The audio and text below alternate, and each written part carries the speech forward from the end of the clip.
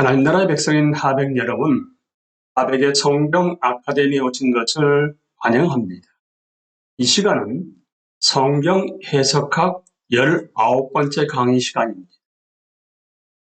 우리는 지난 시간에 이어서 성경에 대한 객관적 도망 가운데 의미와 관련된 질문들 중에서 성경의 포괄적인 메시지는 무엇일까의 두 번째 내용을 함께 나누겠습니다.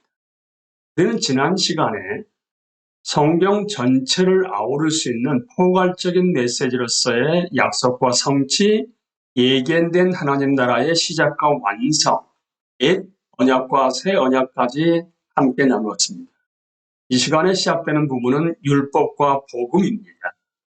옛 언약과 새 언약의 구분과 비슷한 것으로서 성경을 율법과 복음의 틀을 통해서 볼 수도 있습니다. 바울은 그의 서신에서 율법과 복음 사이의 구분을 분명히 하는 것으로 보입니다. 갈라디아서 3장 23절 25절 말씀입니다. 믿음이 오기 전에는 우리는 율법의 감시를 받으면서 장차올 믿음이 나타날 때까지 갇혀 있었습니다. 그래서 율법은 그리스도께서 오실 때까지 우리에게 개인 교사 역할을 했습니다.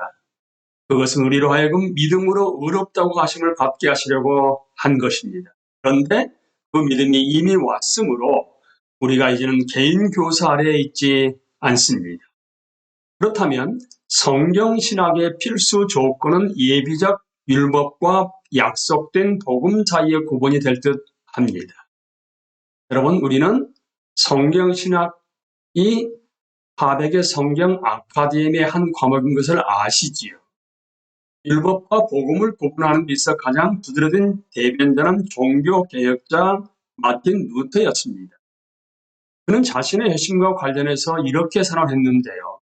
율법의 의와 복음의 의를 구분하는 것을 나는 배웠다. 율법과 복음 사이를 구분하지 못하는 것 외에는 이전에 내게 부족함이 없었다. 나는 그들을 같은 것으로 간주했고 그리스도와 모세 사이에는 그들이 살았던 시대와 완전함의 정도 외에는 차이가 없다고 주장했다. 그러나 합당한 차이, 즉 율법과 복음은 다르다는 것을 발견했을 때 나는 자유를 얻었다. 율법과 복음의 차이는 다음 두 문장으로 간단히 설명될 수 있습니다. 율법은 말합니다. 이것들을 행하라, 그리하면 살리라. 복음은 말합니다. 다 이루었다. 이제 살아라. 성경의 모든 부분은 요구, 율법과 은혜의 선물, 복음으로 나눠질 수 있습니다.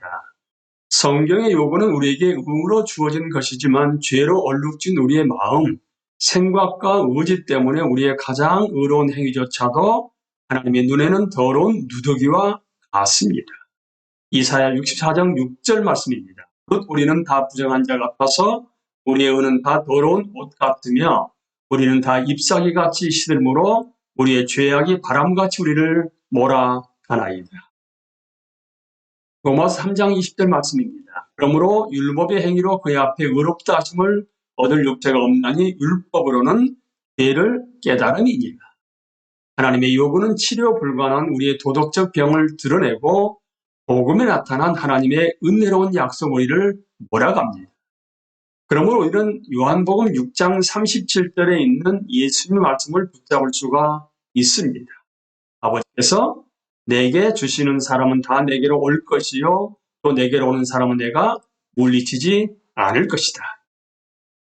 로마서 3장 21절 24절 말씀입니다. 이제는 율법 외에 하나님의 한 의가 나타났으니 율법과 선지자들에게 증거를 받은 것이라. 곧 예수 그리스도를 믿음으로 말미암아 모든 믿는 자에게 미치는 하나님의 의니 차별이 없느니라. 모든 사람이 죄를 범하였으면 하나님의 영광에 이르지 못하더니 그리스도 예수 안에 있는 성령으로 말미암아 하나님의 은혜로 값없이 의롭다 하심을 얻은 자 되었느니라. 모든 성경적 그리스도인들은 적어도 구약 율법의 기능 중 한 가지는 인간의 도덕적 파산을 지적하고 죄인들을 그리스도에게 인도하는 것이었다는 점에 동의할 것입니다. 그러나 신약에 있는 도덕적 요구는 어떠할까요? 신약의 저자들은 예수님의 추종자들이 내주하시는 성령 때문에 참으로 변화된 행동을 할 것을 기대했다는 것이 분명하지만 예수님의 추종자들은 실수가 많은 사람들이었음도 사실입니다. 야고보서 3장 2절입니다. 우리는 다 실수를 많이 저지릅니다. 누구든지 말에 실수가 없는 사람은 온몸을 다스릴 수 있는 온전한 사람입니다. 죄가 없다고 말하는 그리스도인은 거짓말하는 자입니다. 요한일서 1장 8절에서 10절 말씀입니다. 우리가 죄가 없다고 말하면 우리는 자신을 속이는 것이요 진리가 우리 속에 없는 것입니다. 우리가 우리 죄를 자백하면 하나님은 신실하시고 의로우신 분이셔서 우리 죄를 용서하시고 모든 불의에서 우리를 깨끗하게 해주실 것입니다. 우리가 죄를 지은 일이 없다고 말하면 우리는 하나님을 거짓말쟁이로 만드는 것이며 하나님의 말씀 우리 속에 있지 아니합니다. 틀림없이 새 언약시기에는 주의 백성들이 하나님의 성품을 나타낼 수 있도록 하는 새 힘이 주어집니다. 그러나 우리의 변화는 불완전합니다. 이 때문에 우리는 그리스도의 의를 의지하게 되고 그의 재림과 약속된 우리 몸의 변화를 거대하게 되는 것입니다. 요한일서 3장 2절 말씀입니다. 사랑하는 여러분, 이제 우리는 하나님의 자녀입니다. 앞으로 우리가 어떻게 될지는 아직 밝혀지지 않았습니다만 그리스도께서 나타나시면 우리도 그와 같이 될 것임을 압니다. 그때 우리가 그를 참 모습대로 뵙게 될 것이기 때문입니다. 오직 마지막 상태, 우리가 예수님 앞에 영원히 변화된 모습으로 서게 될 때에만 우리는 죄로부터 완전히 자유롭게 될 것입니다. 그것을 구원의 서정에서는 영화 단계라고 말합니다. 이제 성경 전체를 아우를 수 있는 메시지로 구원사를 살펴보겠습니다.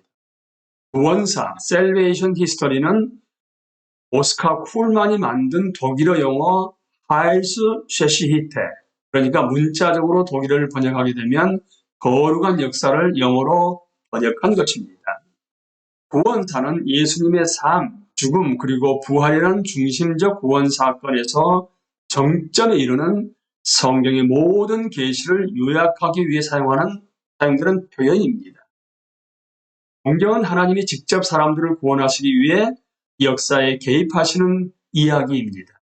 이러한 주장은 분명한 사실이지만 성경 전체를 구원사 또는 구속사로 범주화하는 것은 너무 폭이 넓어서 성경의 부분들의 전체적 조화를 설명하는 데 있어서 얼마나 도움이 되는지는 의문시가 됩니다.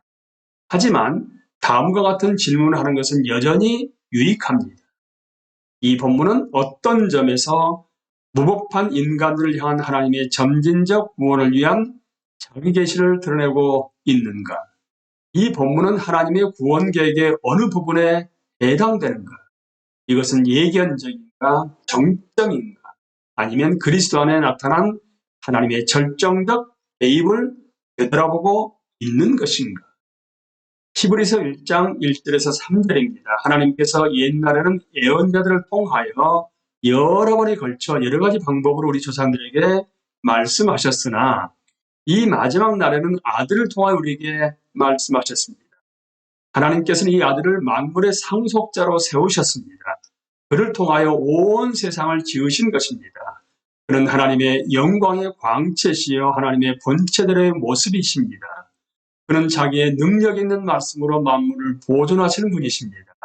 그는 죄를 깨끗하게 하시고서 높은 곳에 계신 번호하신 분의 오른쪽에 앉으셨습니다. 이제 마지막으로 세대주의에 대해서 함께 나누겠습니다. 저자인 로버트 플러머는 이렇게 세대주의에 대해서 얘기합니다. 이 책에서 지지하지 않는 것이지만 세대주의는 성경의 통일성을 설명하는 또 다른 방법입니다라고 말합니다.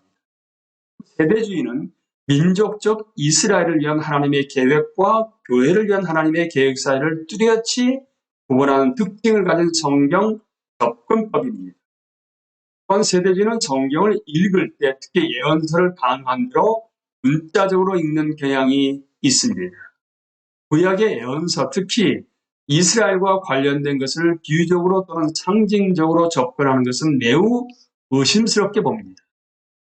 세대주의자들 사이에도 많은 다양성이 있는데, 하지만 스코필드 관주 성경의 해석에 의해서 대중화된 전통적 세대주의는 성경 역사를 7개의 하나님, 인간, 배열 또는 세대로 나눕니다. 대부분의 세대는 하나님의 자기 계시, 인간의 실패, 그로 인한 심판으로 구성되어 있습니다. 7개 단계는 이렇습니다. 구제시대, 양심시대, 인간정부시대, 족장지배시대, 모세율법시대, 은혜시대, 천년왕국의 시대로 나눕니다. 세대주의자들은 비밀 휴거를 가르치는 것으로도 잘 알려져 있습니다. 이 견해는 1830년대 다비가 처음 공표한 것입니다. 미국 복음주의 교회의 많은 회원들이 무의식적으로 세대주의적 견해를 수용하고 있습니다. 특히 종말여관 문제에 있어서 그렇습니다. 통전적 세대주의의 약점을 인식하고 점진적 세대주의라고 불리는 새롭고 영향력 있는 운동이 복음주의권에 나타났습니다. 전통적 세대주의자들과 마찬가지로 점진적 세대주의자들은 이스라엘과 교회 사이의 구분을 주장하면서 문자적 천년 왕국을 기대합니다. 그러나 중대한 차이점이 있습니다. 점진적 세대주의자들은 일반적으로 적은 수의 세대 혹은 구원 역사적 시기를 주장하며 성경의 명백한 언약들, 아브라함 언약, 다윗 언약, 새 언약을 인정하여 더 큰 해석학적 영향력을 미치고 있습니다. 때때로 점진적 세대주의자들은 전통적 세대주의자들과 언약신학 사이에 중재적 입장을 만들어냈다는 비난을 받습니다. 대부분의 전통적 세대주의자들은 불만이 있지만 점진적 세대주의자들은 어떤 구약의 예언들은 신약에서 문자적으로 성취되지 않았다는 것과 현 시대에 예수님의 다윗적 통치가 일어나고 있다는 것을 좀 더 인정하라는 경향이 있습니다. 하나님 나라의 백성인 하백 여러분, 우리는 성경 전체를 포괄하는 메시지를 무엇으로 볼 수 있는가에 대해서 7가지를 나누었습니다. 이게 지금 로버트 플라머가 문제로 삼고 있는 것은 세대주의입니다. 세대주의를 제외한 6가지는 우리는 6가지의 그 메시지를 가지고 성경을 전체 줄거리로 볼 수 있다는 것을 알게 했습니다. 약속과 성취, 예견된 하나님 나라의 시작과 완성, 옛 언약과 새 언약, 율법과 복음, 구원사는 마치 다이아몬드의 다양한 면이 있는 것처럼 서로 성경 전체를 아울러서 볼 수 있는 그런 메시지를 우리에게 좋은 내용들을 주었습니다. 이 내용들을 우리가 보다 본격적으로 구체적으로 알아가는 것은 성경 신학을 통해서 알아가는 것이기 때문에 여기에 성경 해석학에서는 여기서 마친 걸로 하겠습니다. 더 나은 내용들, 더 확실하고 자세한 내용들은 성경 신학 과정을 통해서, 과목을 통해서 함께 공부해 나가면서 예수 그리스도의 제자로서 특별히 성경 전체의 메시지가 무엇인가를 알고 하나님 나라의 동력자로 살아갈 수 있는 여러분과 제가 될 수 있게 되기를 예수님의 이름으로 기도합니다. 감사합니다.